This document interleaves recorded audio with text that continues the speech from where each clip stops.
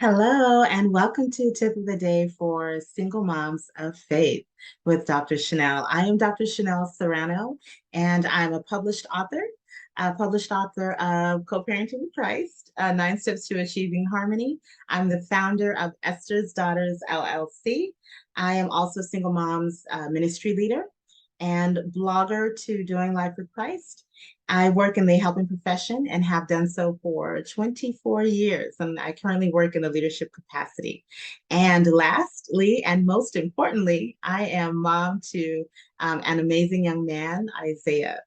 I want to share some of my knowledge through research as well as my own personal journey as a single mom of faith. So today we are going to be talking about accountability partner.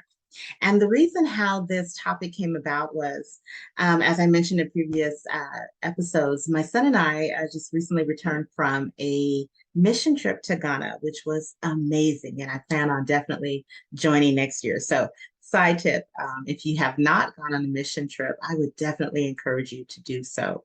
It's such a blessed and humbling experience, not only for yourself, but also to serve. That is what we're here for, is to serve God's children. So amazing experience. But I was asked, or I had volunteered actually, to speak on sexual purity for young women at the various schools that we were visiting. And so one of the things that God had led me to speak about as I spoke on sexual purity was accountability, having an accountability partner. And for many, they were not familiar with the term accountability partner. And so I thought, well, perhaps it's not really a commonly used term. And so I really wanted to just dedicate this time as well, because it's not only great to have an accountability partner as a young adult, but for anyone to have an accountability partner. And that can look like on the spiritual level, having an accountability partner. If you lead a life of celibacy, such as for myself, I choose to lead a celibate life or lifestyle as a single, unmarried woman, right? And so I have an accountability partner.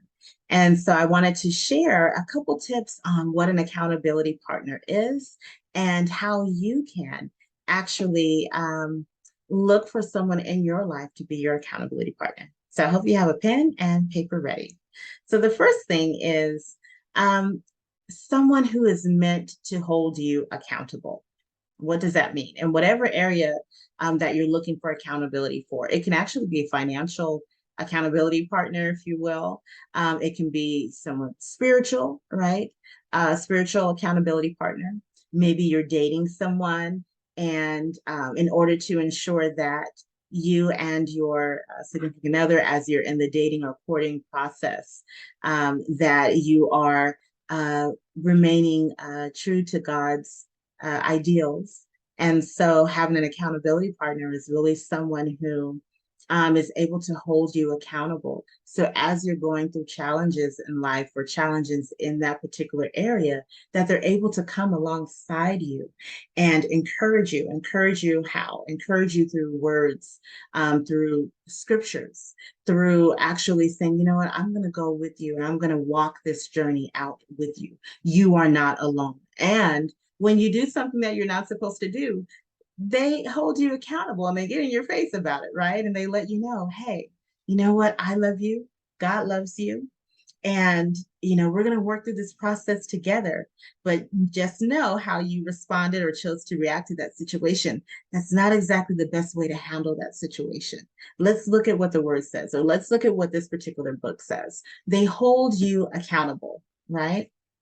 So when choosing an accountability partner, it should be someone who has the same core beliefs as you. So if you are a Christian, if you're born again, and you decide to have a spiritual accountability partner, you want to make sure that you connect with someone who has the same core beliefs as you as a born again believer. Okay. The next is it could be a woman, someone who you fellowship with. And typically, I encourage women to have women accountability partners, men to have men accountability partners on the spiritual level, on the spiritual side of things. Okay. So again, women They could be someone whom you fellowship with. Also, very crucial when selecting an accountability partner is allowing them to be honest with you and allowing them to provide you with constructive criticism. Okay. And constructive criticism, it's all in how it's delivered. And it's meant to grow you. It's meant to mature you. It's meant to help you to succeed and to excel. Okay. And so when I say allow them to be honest, when someone is wanting to hold you or needing to hold you accountable in a particular area, that means that they have your permission to speak from the heart and to speak truth. It may not be something that you feel like hearing at that moment. You may not be receptive to that, but you know that is what God is calling them to do, that they are sharing what God is calling them to share with you. And so it allows a sense of honesty, a level of honesty and transparency for them to do that. Okay.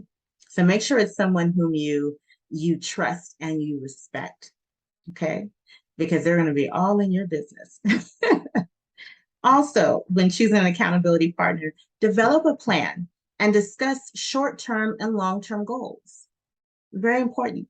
So when you are deciding who is going to be your accountability partner, and perhaps you're going to be their accountability partner as well, and you develop a plan very early on and say, okay, these are my, these are the areas that I really need you to hold me accountable. These are the areas that I really struggle with. Maybe it's finances, maybe it's in relationships, whatever that may be. These are the areas that I really struggle with. And so I'm asking you to hold me accountable when you see me starting to make a wrong turn or going down the wrong path, the wrong direction.